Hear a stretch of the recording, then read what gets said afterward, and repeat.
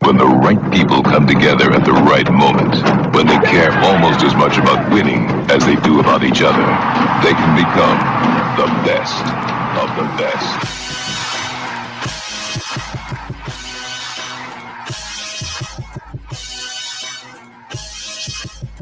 Welcome to the Best Soccer Show, the best soccer show in the whole world. Here we go. It's the Best Soccer Show. Jason Davis, Jared Dubois, live on a Sunday in our usual time slot. But you can think of this as our Canada-USA post-game show. And did not go as planned, Mr. Dubois. Oh, no. I don't know if you heard Berhalter's remarks. It went exactly as planned.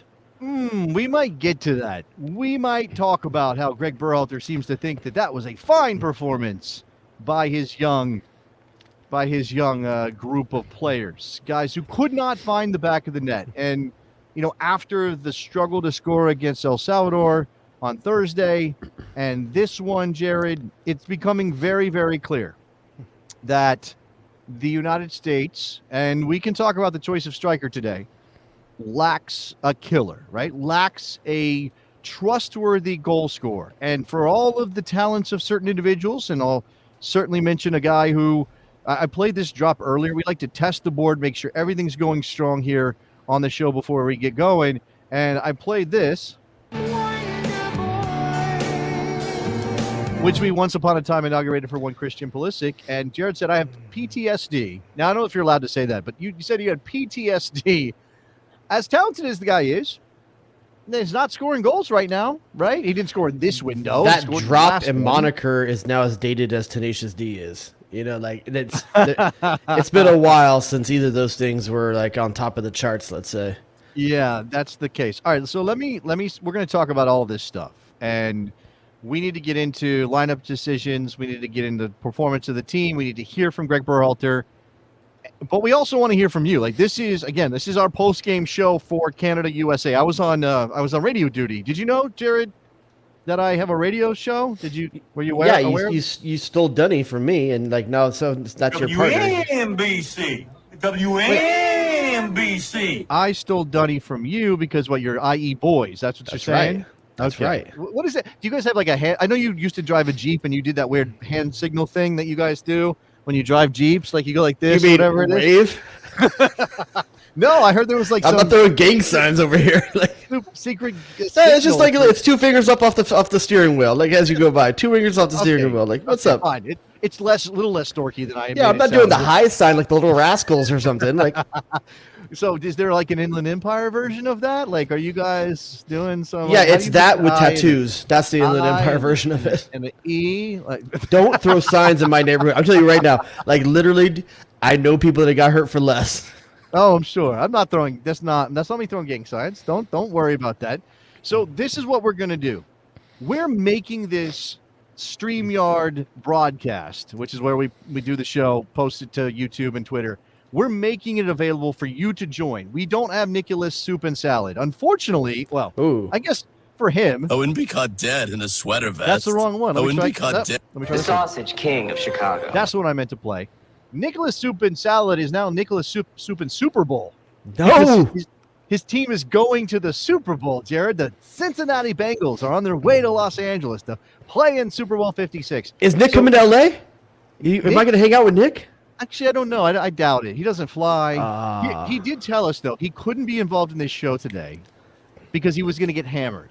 Now, if you've been listening for a while, you might know that Nicholas does not drink. Something, 2.5 2.5 beers, 2.5. Yeah, but if you've listened to the bonus shows, and in particular the Newlywed episode where we had our wives all on, Nick right now is in someone's garage. That's where he is, right? He's somewhere in a garage in his neighborhood, and there's a block party going on in the snow. Now the question is, does Nick put his butt cheeks in the snow at some point, to make it does he get so drunk he does something stupid like that tonight? Definitely. He's definitely going to do something stupid. He's going to run around the neighborhood doing something stupid. But you're right. Streaking.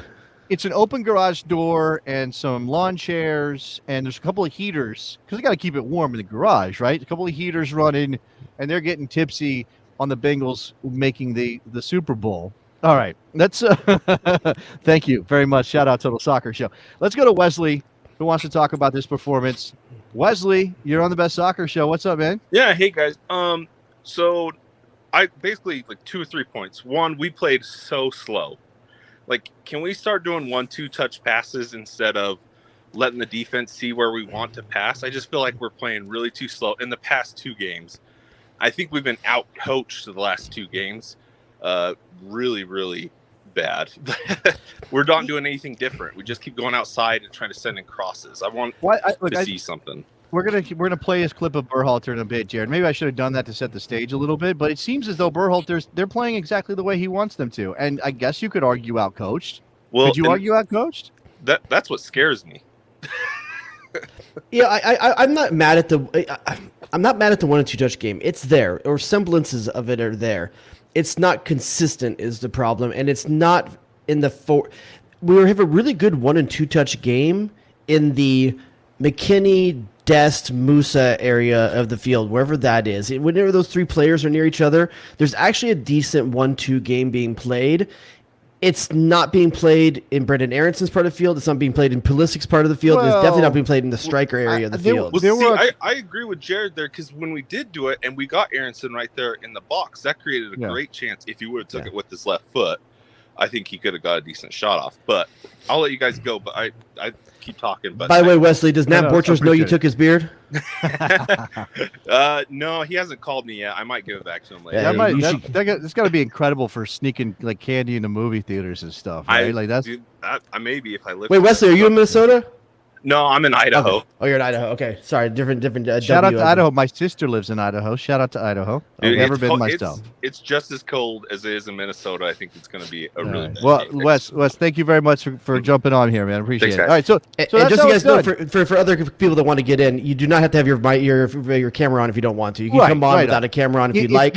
If your beard is slightly less impressive than Wes and everybody's, I mean, look at me. I'm in here with this terrible beard. I can't believe I'm on this show following. You say terrible. Wesley. You know you manicured that like in the last day. I like it like this. I don't like it like Wes's. I can't. I'm not committing to that. That's not going to happen. I appreciate a man who can do that, but that's not me. So again, I'll come back to this out coach thing. Look, I don't like Berhalter's approach. I think Berhalter's approach is stodgy and slow.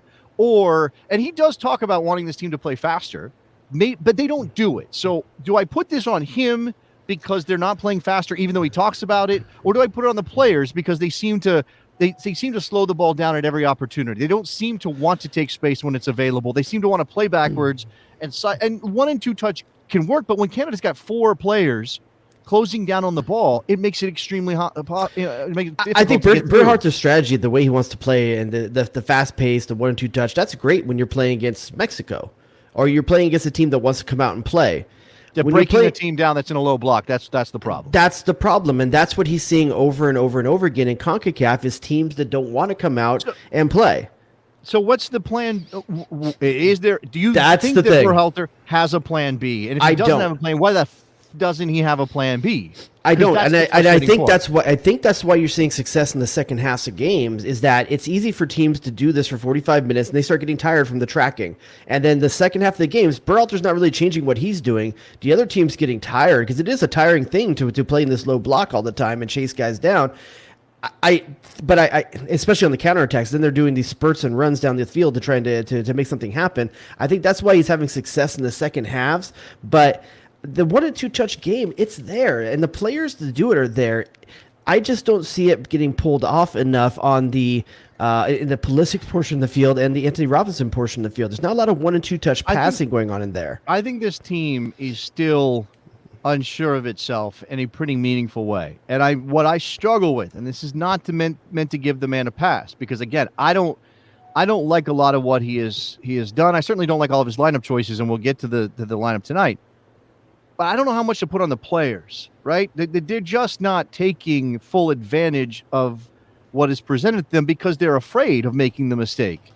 And then obviously the mistake still happens. And I don't know how much you want to hate on Matt Turner for what went down in the first 6 minutes of this game, 7 minutes of this game. Not at all. Or if you put that on, Zardes is trying to check back, but he didn't check back hard enough. And then Miles Robinson, who's out of season, leaves a 4-yard gap between him and Kyle Larin, and Kyle turns him, because that's what happens when you're not touch It was tight. a weird set of circumstances that resulted in that goal. One, if you may have noticed on the broadcast, if you're paying attention, there is no stands behind the goal on one end of the field, and that's allowing a wind to come in at that side of the building. You can see the players' shorts flapping before kickoff if you were looking, and they were flapping towards the Matt Turner's face. So that means he's goal kicking into a headwind at certain times. Yeah. The team has to recognize that. Now, first of all, maybe he should have played at the back. I don't know. He made the decision to put it out. If you're going to put it out, the Giassi Zardes and such up front need to realize that he's taking goal kicks into a headwind. There's a huge portion of the field, not just Giassi Zardes there. He's got to Adams have wasn't two there. levels. He's got to have two levels. He didn't, multiple levels of options, and he didn't have that. There was literally a big space in the middle of the field, and the only player within 10 yards of the ball was Giassi Zardes, who again is checking back, trying to get to that ball and can't do it. And then again, there's a gap there. I mean, what? And it takes one touch to get to Larin, one pass to get to Larin, and then. But I don't fault again, Turner Miles on the save or not making a save. He got his fingers to it. That's a No, I'm not tough talking about that save. part. But I'm not talking about definitely, that part. Miles Robinson had to be tougher in the block right there. He had to be tougher on the turn. It was just unfortunate all the way around, and that's exactly the type of goal that Canada's looking to get. Opportunistic, on a bit of a counter, on a turnover in possession, and we played right into it. And then that just means that the job you had before of breaking down their block gets way harder, because now Kyle Lauren and Jonathan David aren't going to play as high as they were before. They're going to get involved in this as well and try to keep this 1-0 victory. Now, look, and not to put lipstick on a pig, but to Greg's point, and look, again, he went overboard, and we'll talk about why what he said, which we're going to play. I know I'm teasing it a lot, is a problem. But there were large stretches where, like, the goal's going to come. It's going to come. I felt like it was going to. Obviously, it didn't, and we were lacking a cutting edge. We're lacking a final ball. We're lacking final product. And Pepi certainly made a difference when he came on. So there you can go and look at the choice to place Giassi Zardes over Ricardo Pepi. But it's also like, well, we don't know. You know, I again, radio show. It was pointed out to me that this is the first time that Pepi's had to do the Europe to North America international trip.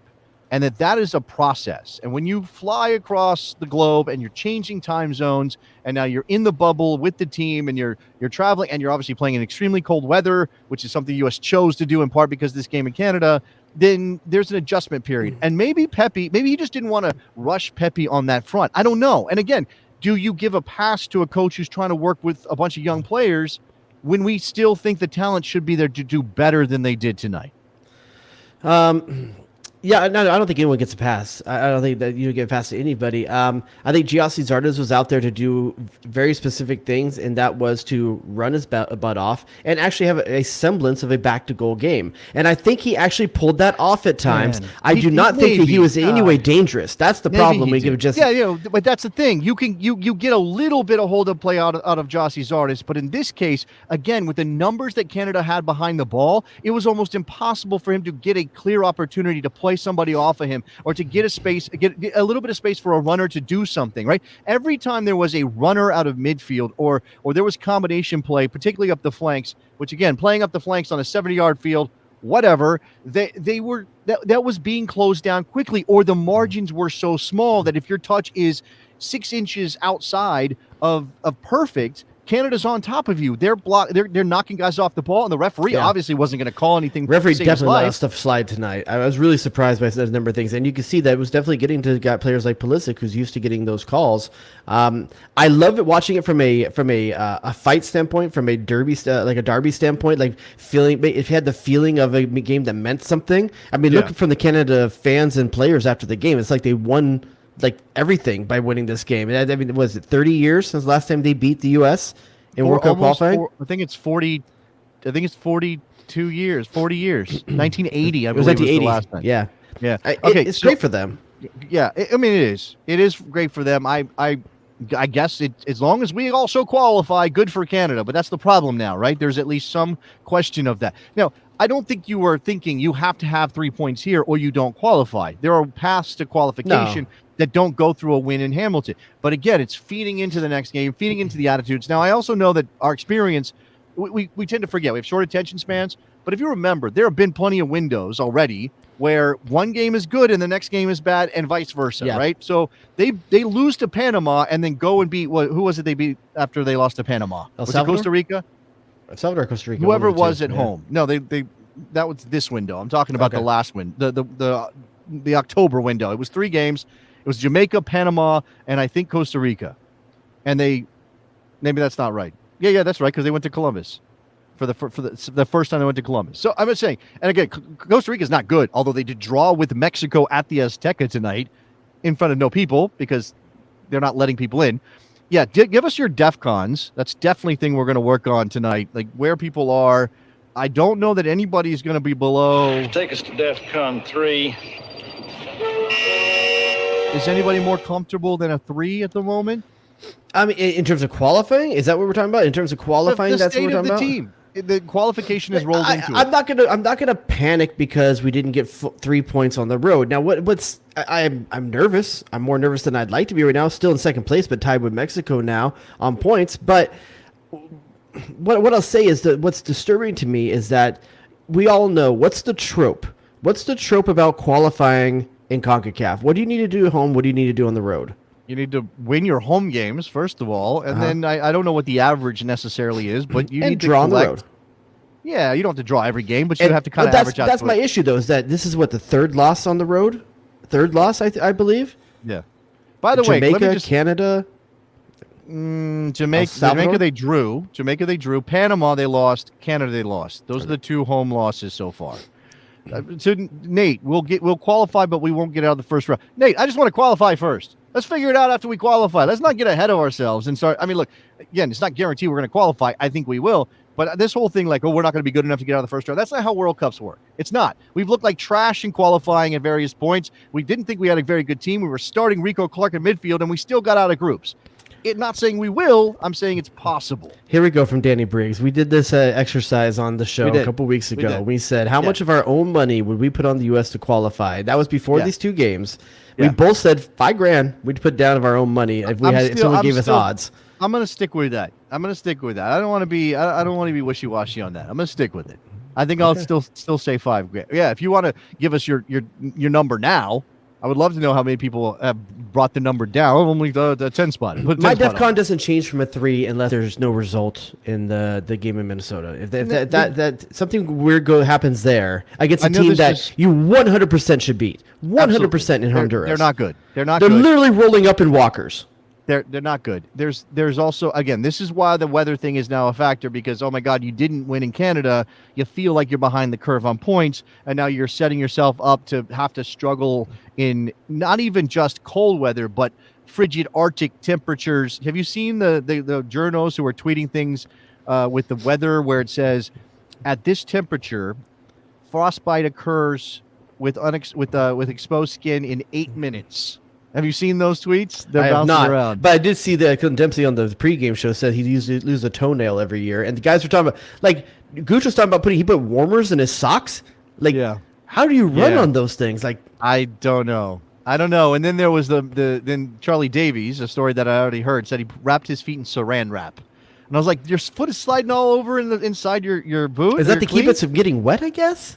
He said like it's a vapor barrier basically, right? It's blocking. I don't know. I don't even All right. know. Corey says that the concern for me isn't so much the loss; it's the consistent, flat, and underwhelming amount of creativity and excitement from this team. This team has, no matter who they play. Yeah, but that's okay. Again, that's recency bias. And I know they went Is to it? Jamaica. Hold on. I know they went to Jamaica and didn't look great and ended up drawing because Mikel Antonio hit a bomb. But they played their asses off against Mexico. And look, the thing I do think is true is that they play too often to the level of their opponent. That this particular group doesn't know how to stay at a high when they're playing a lesser opponent. Okay, but I'm gonna counter that argument. But I counter that argument. You said it's something against you quoted the Mexico game, but Mexico does the exact same thing. They play to the true. level of their opponent, so we can't That's really true. credit the U.S. when Mexico's No, doing the we exact same can't, thing. because they put in a good.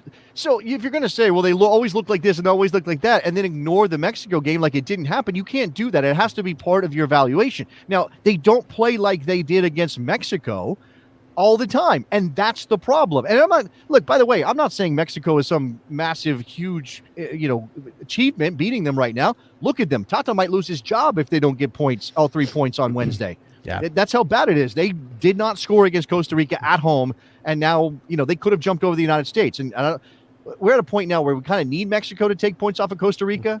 Like that's kind of where we're at. It'd be better for us. It's so better it's to great. secure the top three, whether you're third or second. It doesn't matter. Secure the top three and make some distance between Panama and Jamaica. So the link is out there. Again, you don't have to be on camera. Just if you have, I don't even know if this will work on a phone. Have no idea. But if you want to jump on the show with us here, we will throw you on so you can ask your question, talk about whatever you want to talk about. But in the meantime, let's throw some chum in the water. This is a clip from Paramount Plus from after the game. Hopefully everyone can hear it. Greg Berhalter talking about that performance.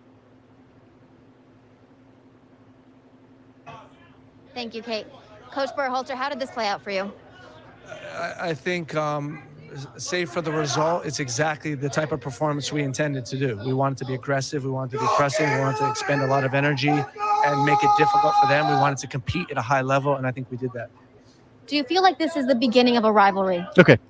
I'm gonna wait on the rivalry stuff. We might come back to this. Jenny Chu talking to Greg after the game.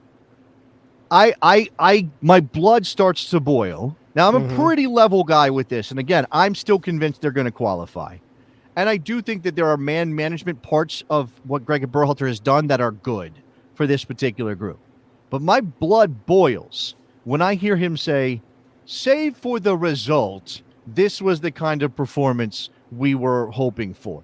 Dude, the result is literally the only thing that matters. I know that you might get yelled at on Twitter if you don't have 65% possession, if your XG isn't at a certain number, if you don't look good. I know you might take some heat for that. But my God, man, this is qualifying for the World Cup, something we didn't do last time.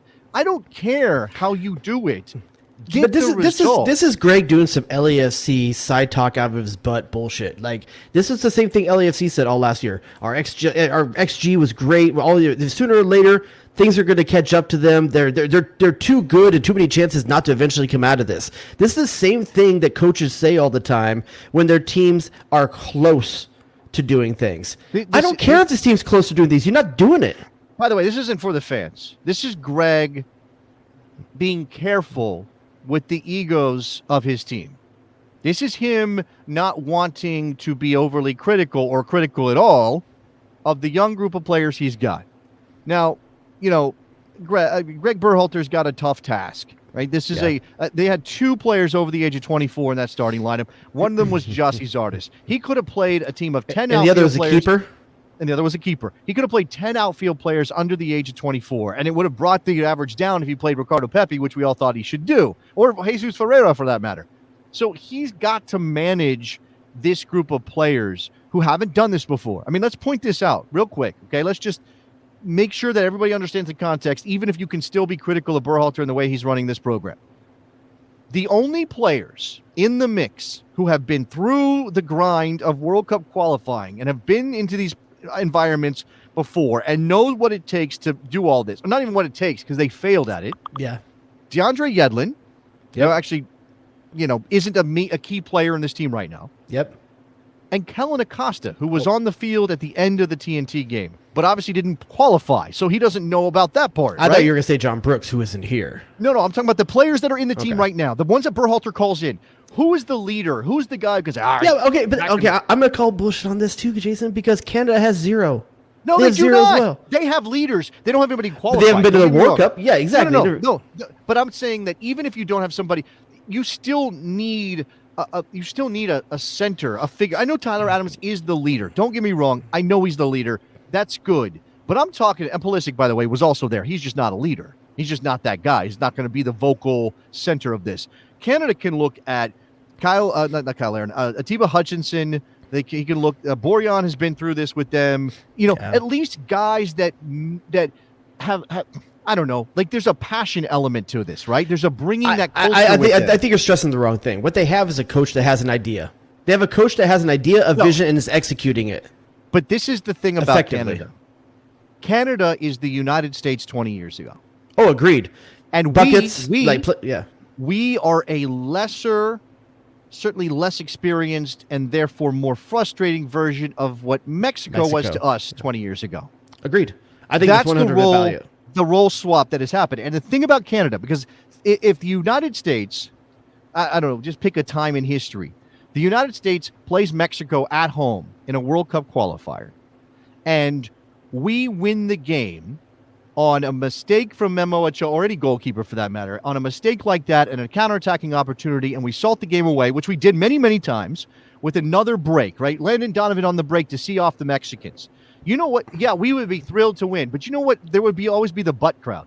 Yeah, but we didn't play that good. We got lucky against Mexico. They were the better team, right? That was always the dynamic at play. And I didn't care, but there were plenty of people who did. And there were plenty of people who want us to progress to a higher level. We want to ascend into the world of football. And because we want to ascend, we have to play a different way. And I'm not saying everybody wants to play the way Greg Berhalter does, but that's the advancement that people are hoping for, to play with the ball, to possess the ball, to dictate terms.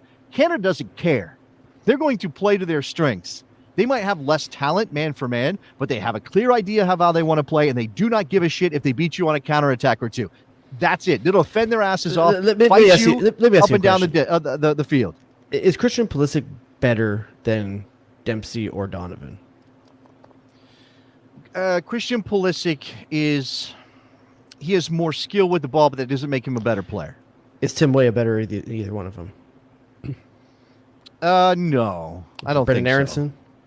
No. So we would say right now that, like, despite the talented players and places that they play, we would still take the inferior MLS style talent in a number of these positions because it's gotten us results in the past. It doesn't have to be, you say MLS style, I guess that covers a lot of bases. I would say that one thing that's missing here is that collective, nobody believe. I know it's cliche as hell, I get it, but it fed us for so long. We ate at the trough of disrespect, and we used it as fuel. Yeah. And although we hit our ceiling, like obviously we hit a ceiling with that because of the talent level of our players, it allowed us to punch way above our weight. We were Little Mac. We were fighting Mike Tyson, right? And we were actually getting punches. We were landing punches. We almost beat Brazil. Yep. I know it's Confederations Cup, whatever. We did beat Spain.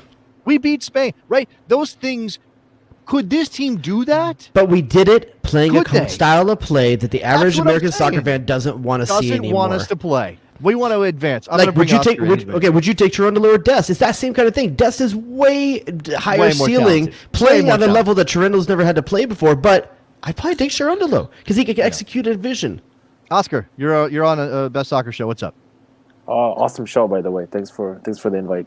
Right on, Oscar. I mean, how can you? First of all, I'm blaming more the players than the coach. I think the players. It's time for the players to get more responsibility. I'm not defending Berhalter here. I do not think he's good enough to coach.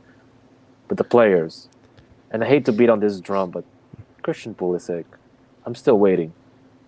Waiting. By the way, Oscar, isn't that a thing about expectation? Like, okay, obviously Christian Pulisic has done things in his career already that American players haven't. So was Christian Pulisic bad for you today? Was he bad? Yeah, I mean, he was bad? Look, yes, I think he was. There's this one play where he jukes a player, cool, but then he just falls down trying to dive Neymar style, going forward. Then there's this another 1v1 where he can't even shoot the ball properly. And so even with his jukeness, which he can do, even a dribble, even that after that final pass wasn't there. So this guy scored against Real Madrid.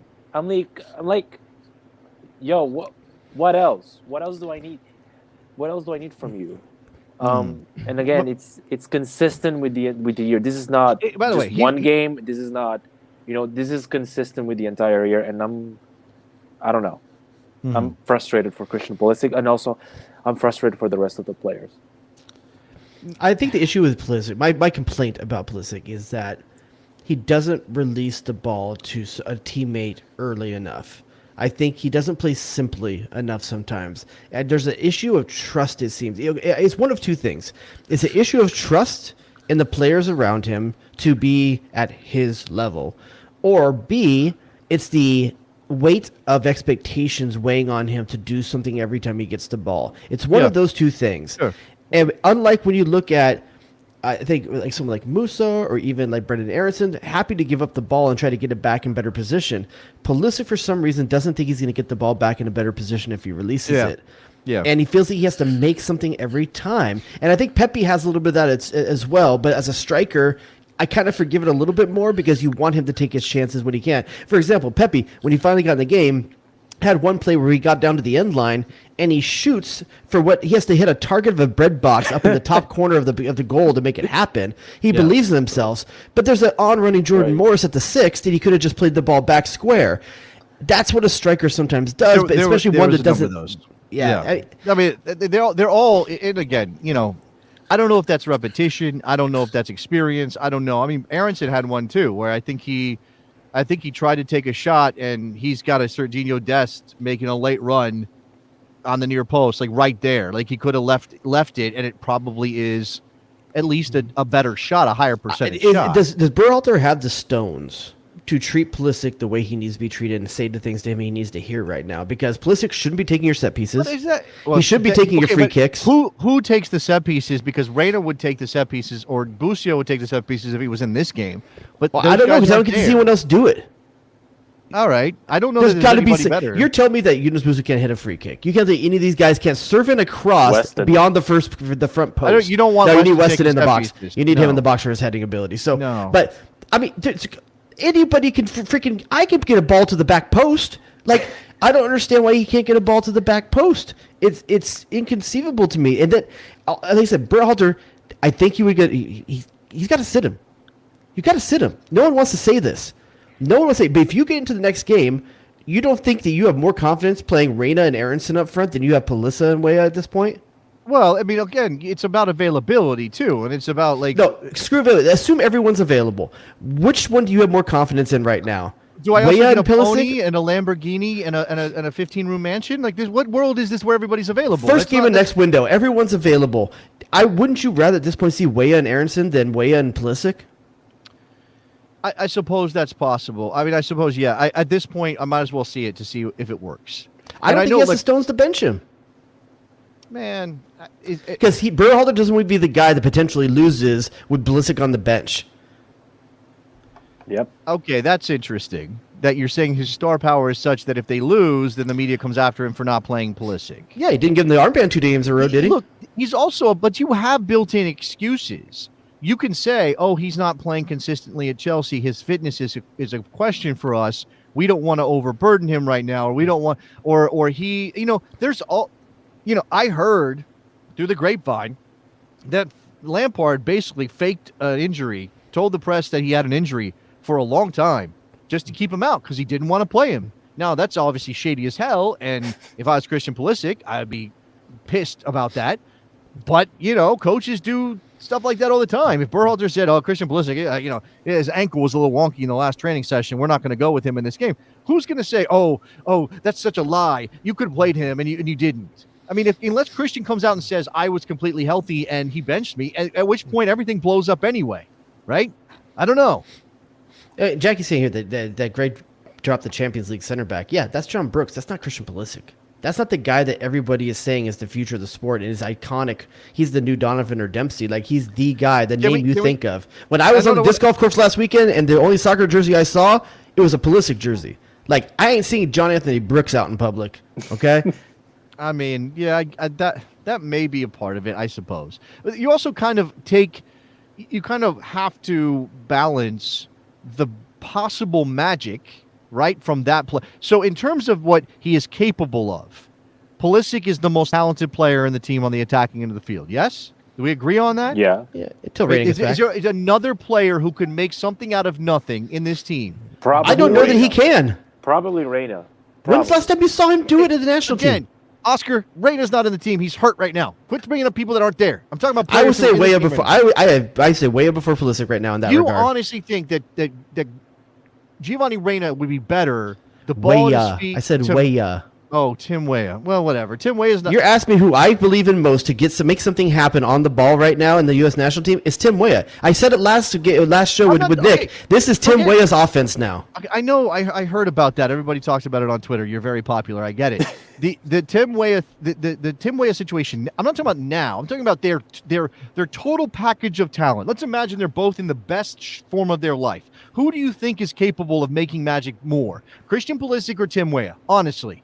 Who could be the man at a pretty good? I'm not saying he's going to be the man at Chelsea. I'm not saying he's going to be the man at Bayern Munich. But Christian Pulisic would fit in fine at a Champions level club, right? Champions League level club, right? He does.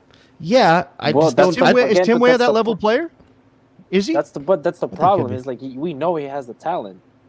But that's my point. We're right? waiting. Again, this is not to say he I don't should think he's start mentally in strong every enough, game. dude. If the team is struggling on the attacking end of the field and Pulisic is part of the problem, yeah, bench him. But are you going to bench in this particular case? Do you think Aronson was part of the problem today? Because I didn't think he did anything either. So why is he going to get benched? I don't think he did anything necessarily wrong. Aronson wasn't good though. He was the whole part of the team problem wasn't of good. Slowing down the. So, but Pulisic's had multiple games in a row where he's looked bad. Aronson has not. Okay, multiple games in a row. What games are we talking about? The El Salvador game? Every game. When's the last time? With the exception, he had one good game against Mexico, and even that wasn't even that great of a personal. He came on for a couple of minutes at the end and got a header. Okay, that's good for him. He didn't play 90 minutes. The sliding scale here is wild to me. I'm not saying play Christian Pulisic. I just don't understand I don't understand the evaluation that's happening. I don't understand why Pulisic's the evaluation. I can make it simple criteria. for you. Pulisic plays. No goals get scored. That's the equation. Yeah. It's not hard. Why? But why is it him that's responsible? Because he has the number 10 and the captain's armband. That's why. Because he's the guy that's on every commercial, every billboard. So you honestly believe he's the first name on the team sheet. Going to be better with Christian Pulisic on the bench. That there is addition by subtraction with Christian Pulisic. I think it achieves two things. One, it sends a message to him that what he's doing right now is not good enough. How is that going to help you qualify for the World Cup? You're going to sit him down for a World Cup qualifier to send a message? You did begin to my second point. My second point is I think short term it does improve the team because right now he doesn't seem to know what his role in this team is. The whole do he and Anthony Robinson look like they have a chemistry? No, but I also put that on Anthony Robinson who can't cross his way out of a the guy that scored last game and saved our ass. I know he scored. He crashed the back post. Good for him. He's got a knack for that. He's otherwise useless as an attacking fullback on the left side, particularly when he gets isolated. Canada was fine with Andy Robinson having the ball because he doesn't ever do anything that's actually successful with it. What did he do that was good today? I thought he tracked both ways. Andy Robinson. What? I think he did a good job of taking on Tajon Buchanan for good stretches when he was on that side of the field. They had battles. Unlike Christian Pulisic, I have to evaluate him on two sides of the ball. I'm sorry. I know I wanted to say that he's not good offensively, but he did decently defensively. That's part of why he's out there. No, hold on. You're moving the goalpost and changing the criteria of the conversation. Because you changed the players. I'm not saying bench Anthony Robinson. I'm saying did Anthony Robinson contribute anything to the attack today for the United States of America? Did he? Because you're saying, there's no chemistry. Pulisic, sit him down. Did Robinson contribute anything? It got a little better. Not in terms of goals or assists, no. When Weston flexed out over there and started getting involved, it got a little bit better. There was a little bit more combination. Agreed. But that was it. That's all we got. That's all we got. And Weston has a little bit of the Pulisic stuff too. He's trying to do a little too much sometimes as well. He is actually doing a lot of really good things as well. His rate of mental mistakes of over dribbling and dribbling into multiple people is way lower than Pulisic. I know. I don't know if I get the idea. And so what does Pulisic, in your mind, what does Pulisic have to do to not have a place in this team? Is there anything he can do that he's not part of this team? No, I'm not saying that he's untouchable. No, that's not what I said. That's not what I'm saying. I just don't understand why you put everything on Christian when there are other guys in this team who are. Oh, I'm not putting the whole game on him. I'm putting Christian on Christian. His personal performance is not good enough. I'm not saying the whole team is bad because of him. I'm saying he individually is not at the level we need him to be. They lost to Canada today 2-0. You want to bench Christian Pulisic? Who else needs to be benched? Off of this game, who else should be benched? Who else does not deserve a starting spot because of their performance today? What about Yunus Musa? You thought he was good today? Because he wasn't. He wasn't. But once again, you're twisting my words right here. My argument is not that we bench him based off this one game. I'm saying we bench him over what he's done over a series of games. You're changing the way I'm choosing to talk about this to benefit your argument. They've also played games without Pulisic in the lineup, and it hasn't been better. And won. Well, they won in Honduras. Okay. They won. They beat Jamaica. How good is Honduras? Is Honduras good? I'm just saying there's a lot of teams that are good. Half, you remember that first half? I remember the first half. I do. Remember game one of the octagon? No. guys, I'm not saying Christian Pulisic's been good. That's not what I'm saying. I'm saying he's your most talented attacking player. So my attitude would be try to figure out a way to get him right in the game, not sit him on the bench like, haha, you're not good enough for me. You better get your mind right. Like that's going to fix him. Okay, I don't know then that fixes one of him. two people has to be held accountable. Is it Berhalter or is it Pulisic? Because in your scenario, you just said get the best out of Pulisic. That's what you were just saying, right? The burden is to get the best out of Pulisic. And whose job is that? Then my argument is benching Christian Pulisic. And again, you don't have to start him. You can use him as a substitute and give him time and find another way to get him in the game. But if you make it a punishment, I don't think that helps the team. If you make this somehow he lost his job because he didn't play well, like you're admonishing him for that. And this is why Berhalter, and again, I don't know that I like his public facing, oh, we had a great game, save for the result. But that's why he's doing that, because he doesn't want to have any of these players. He's shielding Christian Pulisic and other players. So do you think that benching Pepi is going to get better stuff out of Pepi? Potentially. Look how much fire he came out with tonight. Look how much fire he came out with tonight. That dude, when he came on the field, did he look like he was trying to make a statement? He didn't. But I mean, he worked his tail off.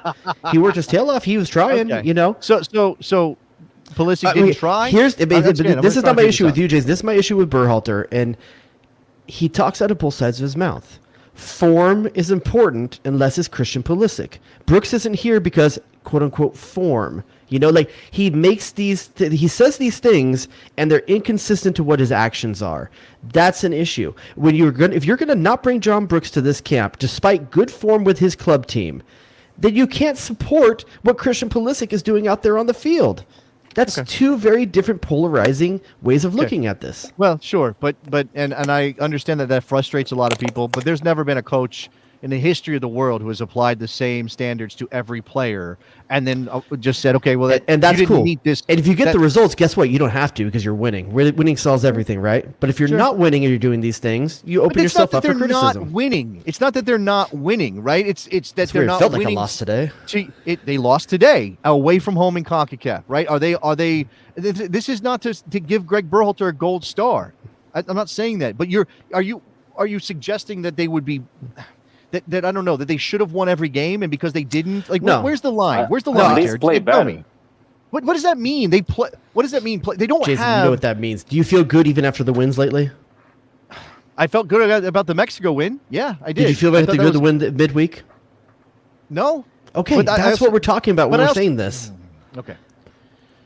I'm not saying he's unsuccessful. We're second place in the octagon right now. Like he's not unsuccessful, but I think where the frustration from the fan base is, this is going to get us to the World Cup, but it's not going to get us out of the first round of the World Cup. What does that matter right now? The job is to get to the World Cup with a team that doesn't know how any of this works and is learning as they go. Why is this suddenly like, oh, we have a couple we're fans, we're irrational, and it's okay. That's just fans are illogical. It's okay to be this, because at the end of the day, everyone's eyes are already on the World Cup. Because in our hearts, we're like, this team is going to take us someplace because of the youth and the talent that's on it, and we can't help but to look forward because that's what this team is geared for. All right. So what is the next step then? All right, bench Christian Pulisic. That we got that taken care of. What else? I think it's a good start. I think you give Pepi a run out next time. Let him see what he can actually do. Okay. Well, first of all, let's just go over. So I'm going to let you go, Oscar. I do appreciate it. We do have to talk a couple of explicit things that we have to take care of because there are players that are potentially not going to be there for the next time. This is what I was going to get to. So Tyler Adams has a hamstring issue. Berhalter says they don't know yet. They're going to get it tested. Chris Richards broke his foot, so he's definitely out. And I think there was not diagnosed, but it's likely at this point, right? Exactly. We think he broke his foot. Yeah. I mean, if you've got something rattling around in your foot, you probably broke your foot. And it probably means you're not playing soccer for a long time, right? You kind of need a good foot to play some soccer games. So who else? Is there somebody else? Walker was a hamstring injury and didn't play tonight. So yeah, I mean, he was dressed. I mean, he was able to sub if necessary. I think Zimmerman ends up making the start. Unless there's something significant. If you're dressing him tonight, I guess you're thinking he could play if he needed to. So I'm assuming Zimmerman just steps back in. You have the Miles Robinson and Zimmerman combination. The Tyler Adams one is where it gets tougher because you can bring in Kellen Acosta and you're going to get as close to like for like as you can. But you're also in a game where you're up against a Honduras team that is extremely beatable and you need 3 points right now. Do you make the move and bring like a Luca De La Torre in and try to get more people on the ball and let Wes McKinney pick up a little more defensive duties? No, I don't want Weston McKennie picking up more defensive. I mean, they can shift the balance of the midfield. They did it today a little bit, at least. Again, out of possession, when Tyler Adams would be the first. So keep the same silhouette and just make that one change from Acosta to Adams. I think that's what you have to start with. I don't think you want to change it too much. I don't. So yeah, why De La Torre for Musa? Why? What is that? I think you could make the argument that Musa has been less effective the last 2 games than previously, but most of the guys is it just a matter of rotation? That's a rotation thing. I mean, he does have 180 minutes on this week. I don't think that Luca De La Torre is a bad player, and I'd like to see him at some point, but I don't think he's Yunus Musa. No, but Musa's had 4 straight starts coming into this. He's played the last 180 of the last 180 minutes. And did he get out? He might have taken out a little bit at the end of the previous game, but he's played a lot of minutes in recent weeks. So you got to wonder, can he go a third game? And if he can't, that's where I think you talk about De La Torre. If he can go, I think he's still the preferred option. Okay. So again, we if Zimmerman is healthy, he plays, but if he doesn't, then you're starting Miles Robinson and Mark McKenzie. Yeah. Right. Which you have to do. Are Robinson and Dest just going to get another? I know Reggie came in late in this game or in the last 20 minutes or so.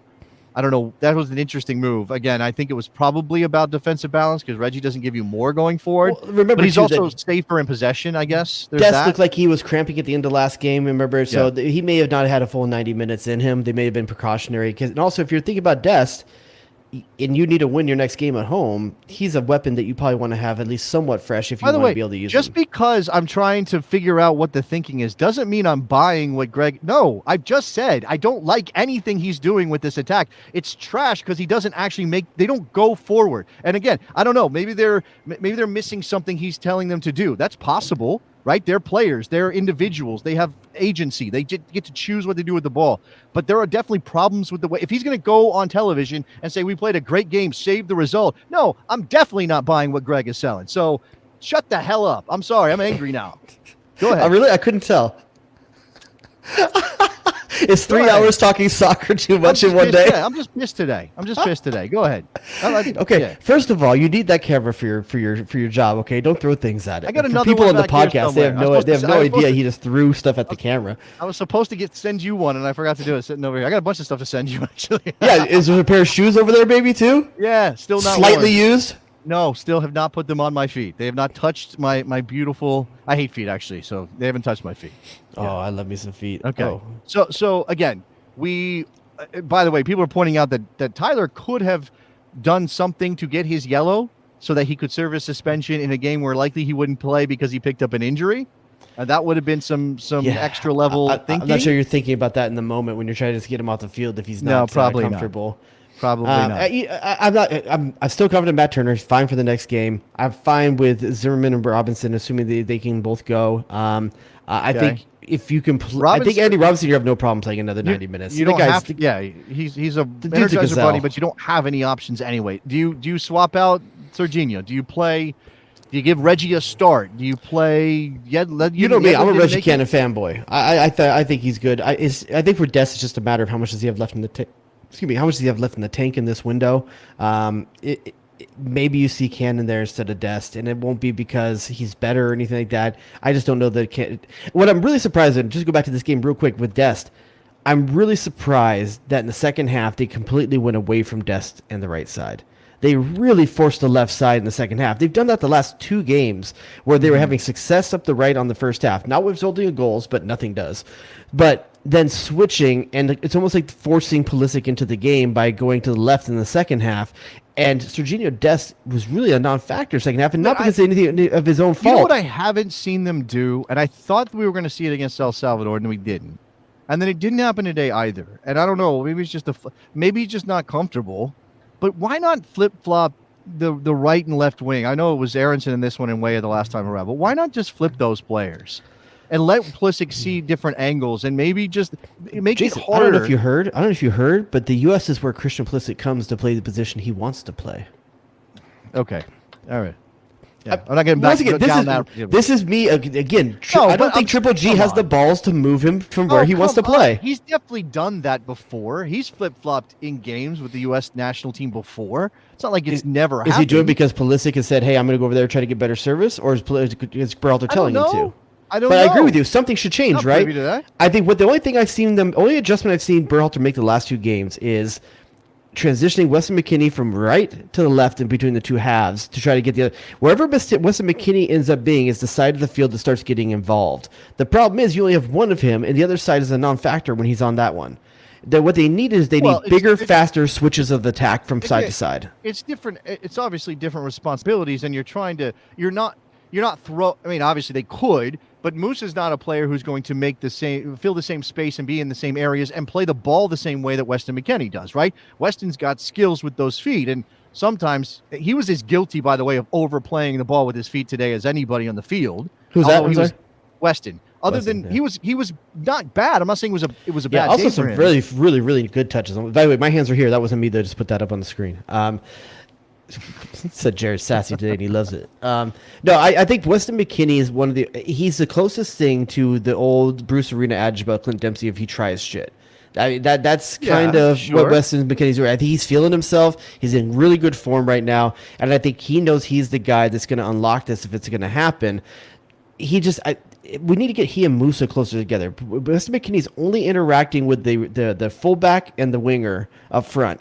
He's not interacting with the other central midfielder. And I think that's the area of the field that we're giving Canada exactly what they want. They want to push you wide, and that's where you're getting forced to. We don't have anyone that's seeming to unlock the center of the midfield and allow a slotted ball through or something like that. The instinct to go wide, because you're playing a 4-3-3 and you're supposed to have wide players who are able to get on the ball and make things happen. Obviously, again, Berhalter said this week that the fullbacks are their superpower. Okay, sure, but getting them involved is good. I get it, but it makes everything go wide. I wish I had a striker that was my superpower. Right, Canada was fine with that because they don't have a striker who's going to. And even again, I don't know if Pepi would have been able to get on the end of anything there. I don't even remember that there was a ball that made it to Zardes, and some of that might be runs, right? Yeah. So some of that could be that, but this goes back to was it Wes? I believe that was our first caller on today when he was talking about 1 and 2 touch passing. Right. This is true. This is what you're saying, by the way, and even this is why Berhalter said we played a good game even though we lost, because even on a 70-yard pitch, they're fine with playing wide because that's how Berhalter designed. And that's cool and all, but if you don't ever have a threat through the middle, it becomes predictable.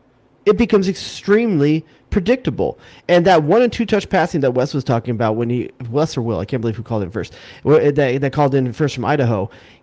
He was talking about 1 and 2 touch passing, and my brain instantly went to Destin McKennie because that's where I've seen it. But where is that Destin McKennie combination? It's wide.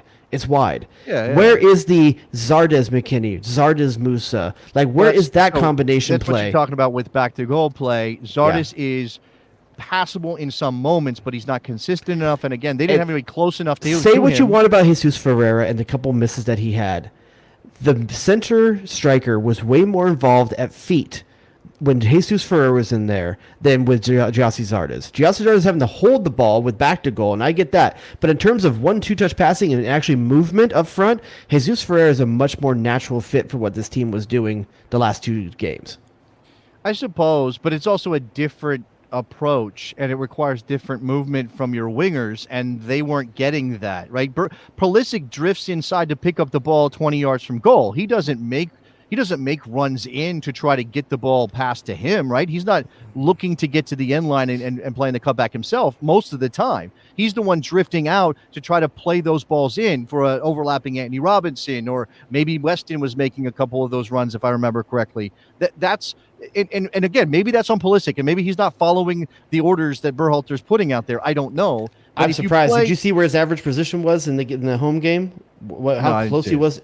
It's almost in the exact same space as Jesus Ferreira in the center of the park. His average position was so far inside, and it's just that's where he wants to be, though. If that's where he wants to be, then we got to design around that. But you have a wide player in Anthony Robinson who's pushing up into the space that he would be occupying if he was out wide. I said this after the El Salvador game. How many times did we get Christian Pulisic isolated 1v1? And you can argue about his form, and he's not good right now, and maybe he needs to sit and send a message and all that. But if you are going to get something out of him, the best opportunity to do that is Christian Pulisic dribbling at a defender, maybe 2. It could be 2, but when there are 4 defenders in compact space, and you might get a run, but also the windows to make those passes are so small. There was maybe, I think, one time a move came off up that left side, playing in combination to try to get somebody in, and there was ultimately the final ball was lacking, right? Because that's what happened. And I know you were hard on Andy Robinson earlier, and somewhat deservedly so. But I can't tell you how many times I saw Andy Robinson make an overlap run, and no pass came from Christian Pulisic. Like Pulisic ball at his feet, Andy Robinson doing the run, and Pulisic uses it as a feint, which is fine. It's his right to do, because he's the guy with the ball and he's the star guy. But at some point, the guy that's making the run's going to get pretty pissed off and stop making those runs unless you use them once in a while. And then the defense you become predictable then. Well, if you're not at least feeding those runs occasionally to keep the defenders honest, if they're always dummy runs, they're going to ignore them. That is absolutely true. And that is they made Alistair Johnston look like an all-star. Like Alistair Johnston. Oh, he went for $1 million in GAM to CF Montreal, Jared. Don't you know this? I mean, all I know is that some Premier League team should get him because he can keep Pulisic in his pocket.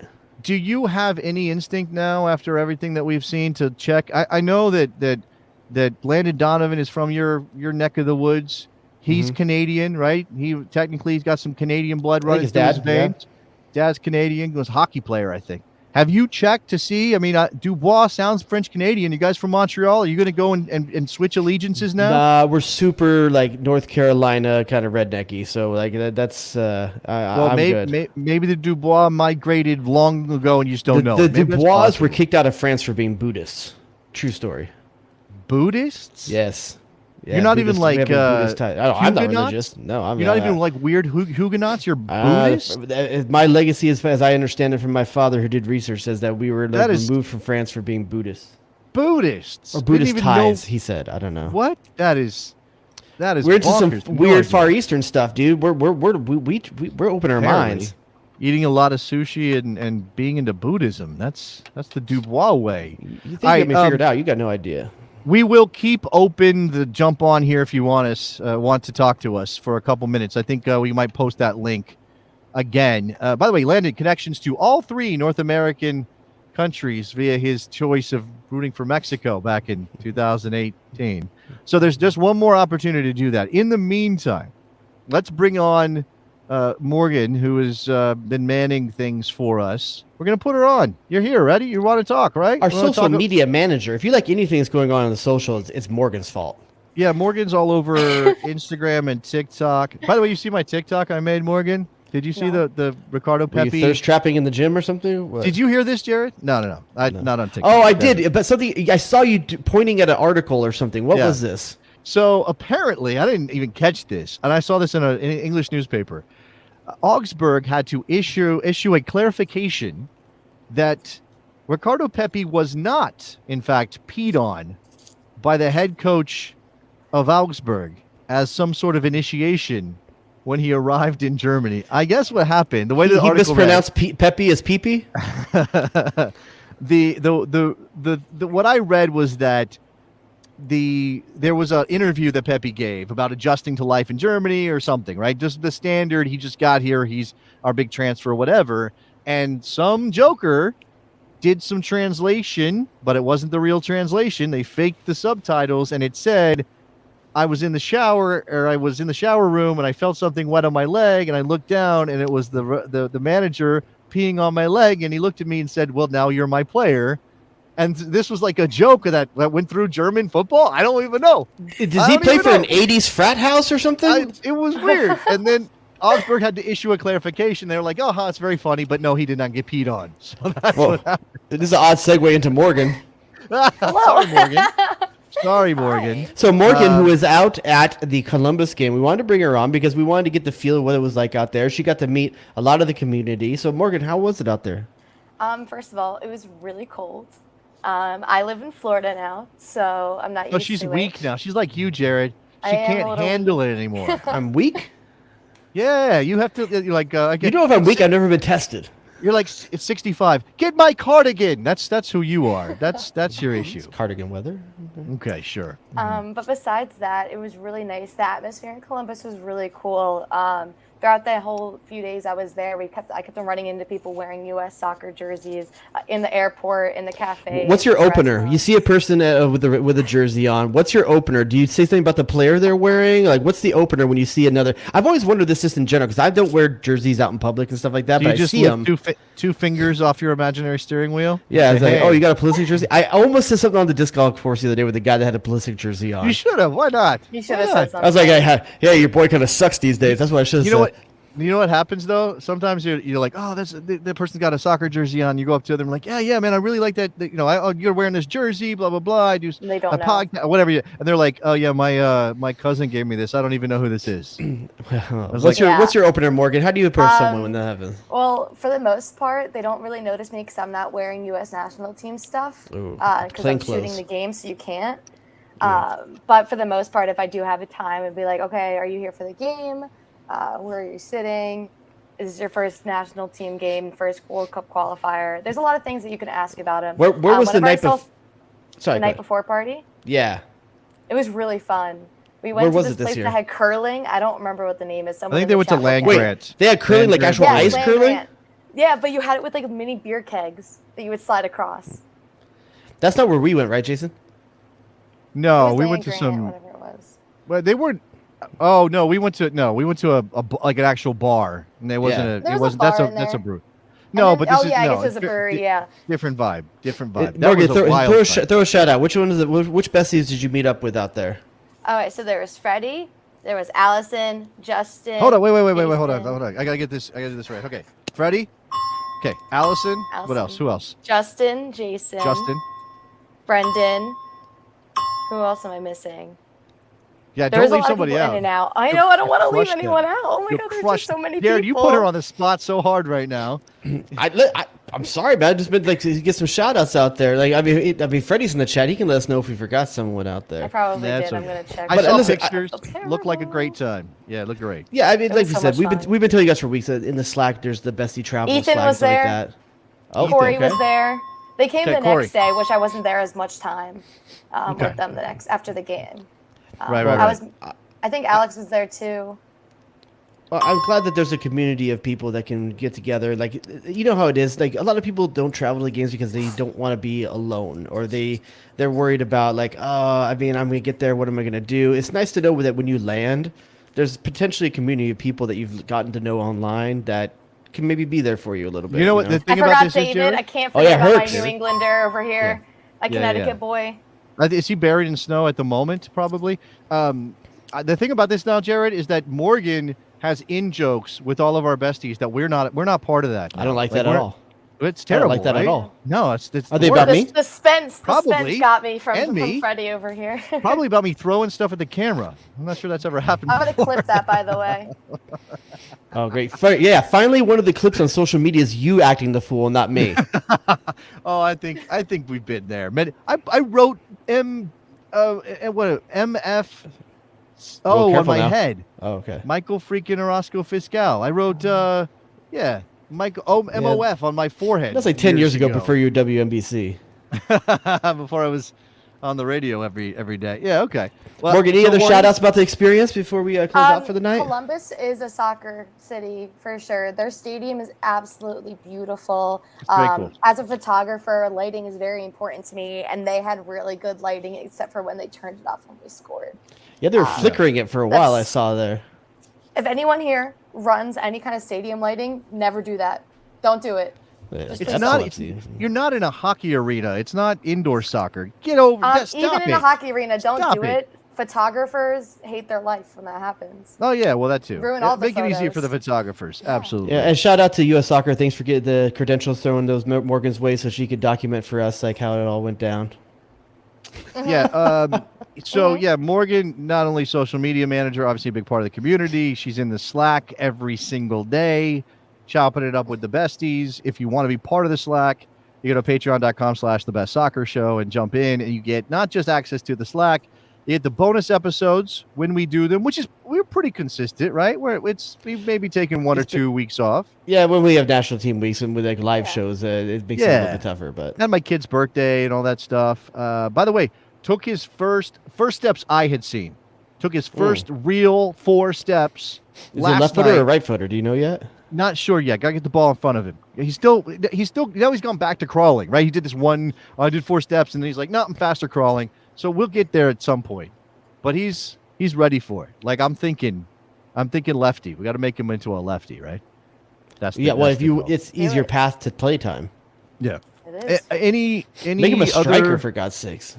Any other? Yeah. Right. Yeah. Everyone's a striker growing up, though. That's true. And then you get moved to your proper position when it turns out you're not that great.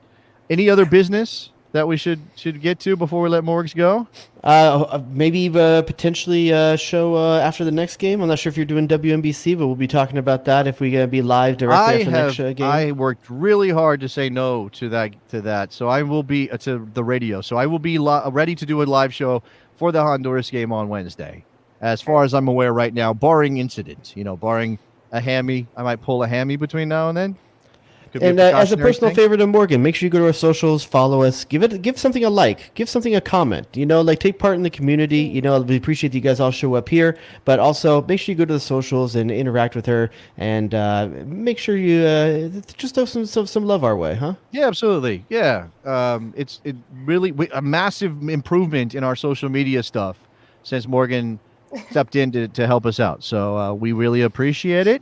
And again, she's part of the bonus show too. So if you want to hear more stories about Morgan making fun of us behind her back, that too. Jared always says something he shouldn't say. Always. Always. And it's not about her. It's not about her. It's about his life. And then Morgan's like, what did I get myself into? Or we expose her to things from the 80s and 90s she has no idea about that are socially not appropriate anymore, and watch her reaction to them. Oh my God! If you missed, should we give people who didn't listen to the last bonus show or aren't Patreon? I don't know if I want to do we want to get attention off that? But I don't know. Maybe okay. So basically, we were talking about cultural appropriation, or I don't know what we were talking about. No, I don't know I don't know. You randomly brought it up. Straight racism. Just because it was so crazy that it happened at all. But anyway, if you want to know what we talked about in the last bonus show, just Google Soul Man, the movie Soul Man. Oh my God! Yeah, but don't watch it. So bad. No, don't watch it. No, don't watch. I don't even think I think it's illegal. I think you're not allowed to watch it. Like the cops might bust down your door. No, actually, the cops probably be cool with it. Never mind. Forget I said anything. Okay. All right. Anything else, Miss Morgan? Anything else, Morgan? No. Just okay, we'll get her off. She's blushing. We got her blushing. People saying nice things about Morgan in the chat. Just be careful, people. Okay, we take. There's nice and there's too far, and I have the block button ready. You've seen how both of us can get a little fired up, so just be careful, right? We protect. Don't be throwing things at her camera. No. We protect. I feel like there's something we're missing. George Bellows is going to go to Germany after turning down Belgium. Kevin Paredes got sold to Wolfsburg. Dude, come on. How do you not love Kevin Paredes after watching his goodbye speech to his team, man? Yeah, it's beautiful. Yeah, and again, that's one of those things. We're old enough. I got gray in the beard. Matt Turner officially at Arsenal. You're getting some wings. Oh, I got a haircut today, and I was not happy with how gray the clumps of hair coming off my head were. Having gray, I was way more than 50%. To talk about how it's wild to have Kevin Paredes say things like, I grew up with this club, I love this club, Steve Birnbaum is a legend and my hero, and I'm so blessed. That, to even have a league old enough to do that is still weird to us, right? Steve Birnbaum. It doesn't. That is 100%. Well, you and I used to talk about what's the name of the most average journeyman MLS player, and for a long time it was better than that. Come on. No, Birnbaum is like a guy who made his career, paid for a house, paid for his family, in being just a good MLS. Who was our guy? It was Dallas, and it was like Scott or something Alexander, or what was it? Now I remember. Okay, it was a Dallas player for sure, though. I mean, but there's a lot of them now, man. There's guys like Christian Roldan's going to be one of those guys, Well, Christian Roldan, whatever you think of him, and you may not want him in the national team, he's got enough caps that he moves beyond that level. But I do see your point. Bobby Boswell is like that, like just a guy that made a great career for himself in this league, and it's getting to the point where you can have a good life without having to go to Europe or anything like that, and just be there's honor in it. Not that they don't want to. And by the way, this is exactly why. Let's spend like a minute here. Oh, Morgan just said MLS started before she was born. Oh God! Get out of here! You're fired. No, I'm kidding. There's no way, for whatever it might do for his playing time, and oh my God, our two keepers might be backups when we get to the World Cup. There's no way in hell Matt Turner is going to say no to Arsenal. Like, just not going to do it. Like, he's never going to be like, I got to maintain my form. I'm going to stick it out with the Revs. When Arsenal is like, yeah, we want you to come over and live in London and play soccer for one of the most famous names in the world. Whatever they are right now, it's still Arsenal football. You know what I'm saying? But doesn't it make you feel weird playing under like a 22-year-old keeper? Yeah, probably. I mean, look, it's not impossible that he beats out Ramsdale at some point. I mean, maybe. Stranger things have happened. And I think it's okay to believe that you have that opportunity, that you should give yourself a chance to try. Right? Matt Turner's been bucking odds since he started playing soccer. I like this question right here. This is from Steve Hildago. Pulisic takes a PK versus Turner in a cup competition. Who comes out on top? Interesting. I mean, it's always going to be the striker has the advantage. Because the numbers just show it. But Matt Turner's a hell of a PK stopper. He is. I would still put my money on Pulisic though. He's as you said against Mexico, man. The taker usually scores. He doesn't have enough of a track record for us to be like, yeah, he's just a killer with PKs. But he might be. Right? Yeah. He's not on Nick Raimondo status yet. Yeah, no, definitely not. All right, so again, the Patreon, make sure you subscribe to the YouTube channel. Definitely helps us out when we see those numbers go up.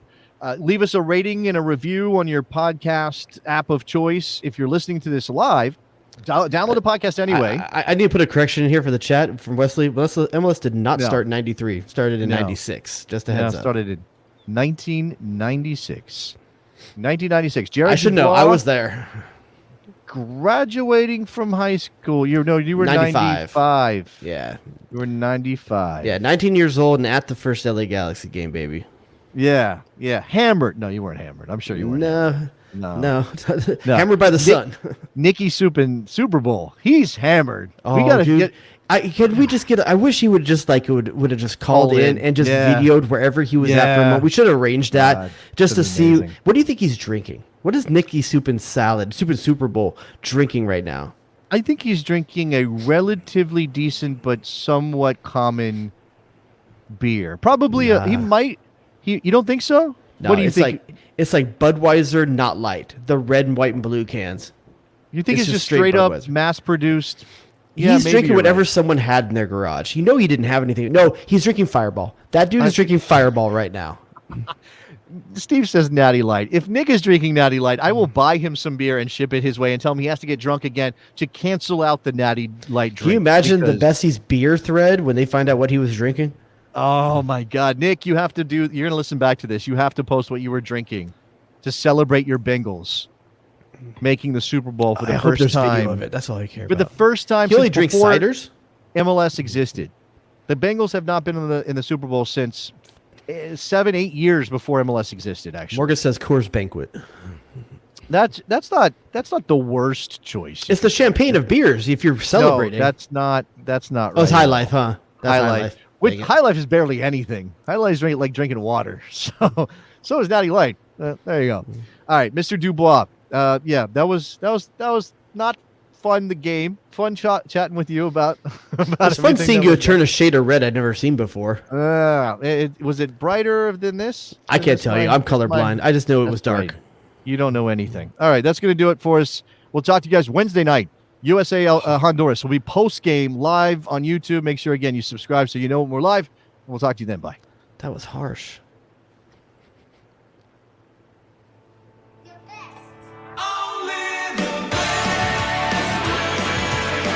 That's him, Iceman. Eddie, what have you done for me lately? Oh, it's incredible! What are we doing? The horror show.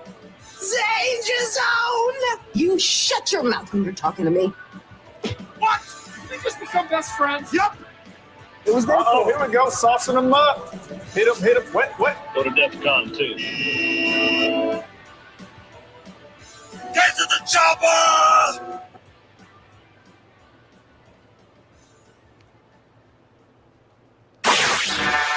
Jay Rodius.